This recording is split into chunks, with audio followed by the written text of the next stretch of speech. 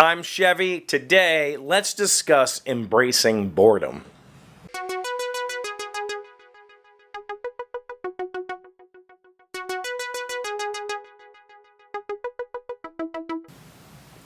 Hello, friends. Welcome to the shed. It's Wednesday game night. Even though I just spent the last 7 days in a gaming convention and I played a decent number of games, I'm still going to game night because those are where my local friends are. And, of course, they want to see our big, huge game from Gen Con also. So I'm packing it in, going to game night tonight and playing some games. And I wanted to stop and thank you, first of all, for all the positive comments that you leave me.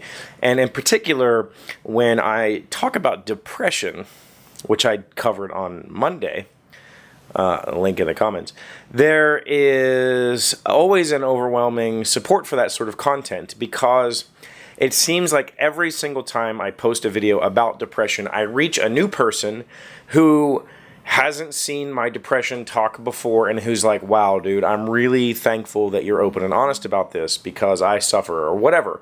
And that is exactly the reason why I do it. It's not self-serving. It's not, woe is me, I really want you to feel bad for me. It's literally to say, listen, we suffer. There are people on this world, a lot of us, who suffer from major depressive disorder or something similar, and it's okay to talk about it. I'm a guy, I'm a former Marine, I ride a motorcycle, I can kick ass when I need to kick ass. I'm not afraid to talk about my feelings. You shouldn't be either. So today's topic, it should be a workshop topic, but I'm saving that for later because I want to touch on something that's really essential to depression in a weird way, and that's boredom. Boredom is something that we've all forgotten how to do. Can you do boredom? Do you actively seek boredom? The answer is we should, honestly. It is an extremely important physiological process that takes place within your brain and your whole body when you can just do nothing.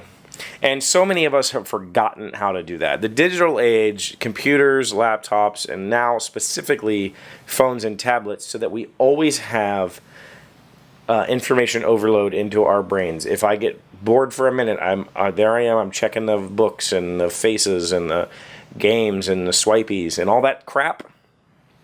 We've forgotten how to be bored. And boredom is a special type of meditation. It is essential for your body's normal function that you be bored sometimes, that you embrace doing nothing. Those days when you lie in bed at night and you can't get to sleep because your brain is just on overdrive, it's probably because you forgot to do nothing that day. It's probably because you were so busy and you kept yourself so focused throughout the entire day, your brain hasn't had a chance to slow down yet. And you need to give your brain a chance to slow down. Now, the best time to be bored is right before you go to sleep. Shut everything off. Just do nothing for a while. Sit and pet your dog or your cat. Just go sit on your porch and stare at the sunset. Do nothing. Give your brain a chance to wind down. Do it any time you can. Boredom is awesome. Okay, it's not a negative word. It shouldn't be associated with restlessness, or anything of that nature. Being bored is just part of being human. We need it. Our brain needs it. Think of your brain like a computer. And if your computer is constantly being worked over and over and over and over, it's eventually going to wear down. And it needs time to fix itself, okay? And the joke in IT is, have you tried turning it off and back on again? Your brain needs that same thing. It needs that reboot. And typically sleep time provides all that you need, but on some days it's not going to. You need to give your brain a chance to calm down, essentially. Imagine it like a muscle, and if you use your muscles too much, it starts to ache, and then you rest it. That happens to your brain. I'm not kidding you. It really does. So being bored is okay. It's okay to do nothing. And I mean absolutely nothing. When my family is here. There is typically a few neighborhood girls who come.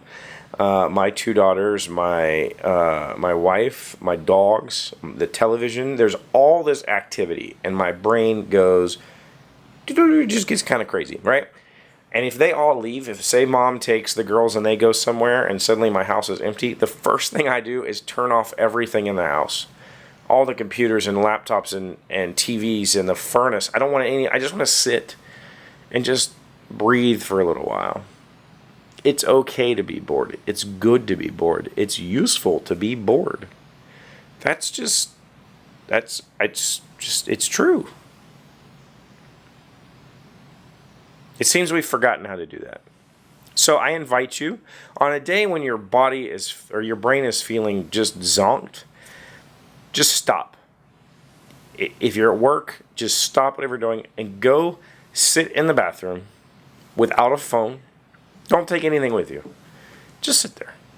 Even if you don't have to go to the bathroom, put the lid down and just sit for like 5 minutes. You'll be amazed at how much better you feel after 5 minutes. If you can give it 10, give it 10. If you can give it 20, give it 20. If you can nap, you're like next level. But don't nap too much, because then you're lazy. I don't know where, there's got to be like a line somewhere for that, where napping too much is a bad thing. But remembering to be bored is important. Just as remembering to remember yesterday is important, it's very good for our bodies to restart. And as somebody who suffers from depression, I have to constantly remind myself to stop, because the common, I don't want to say knowledge, the common misconception with depression is that you should just do something to get yourself out of it. Go run, go do this, go keep yourself busy. Yes and no. That can help, and physical activity certainly helps. Lifting, running, biking, anything you can do physically will certainly help your depression. But sometimes just sitting and doing nothing can help even more. It can give your brain a chance to settle all of its concerns with itself, to let stuff go. It gives your thoughts a chance to catch up with where you are in the day. You know, it's good for you. That's what I've got for today. Let me know what you think about boredom down below. I mean, maybe you think I'm crazy. I don't know. Or maybe you're a psychiatrist and you have some insight as to why boredom is or is not important. Let me know. Let me know in the comments. That's what they're there for. They're there so we can discuss. And I really appreciate all the comments that you guys leave me every day. I really appreciate those of you that come back every day and watch every single episode, and I hope you continue to do this. I hope you continue to share my channel with your friends, and don't forget to check me out on Instagram and Twitter. I tweet a lot. I Instagram the story thing now, so those are two other ways to get in touch with me. Thank you for being here, liking, commenting, and subscribing. I really love you guys, and I'll see you tomorrow. Today's random fact comes from Wikipedia.com. Why do some buildings have gravel on the roof? Traditionally, most flat roofs in the Western world make use of tar, or more usually tar paper, over a roof decking to keep a building watertight. The tar or tar paper is in turn covered in gravel to keep the the sun's heat, UV rays, and weather off it, and helps to protect it from cracking, blistering, and degradation. UV will wreck even tar. Rocks prevent that. I guess they'd have to like structurally engineer the building to account for that weight.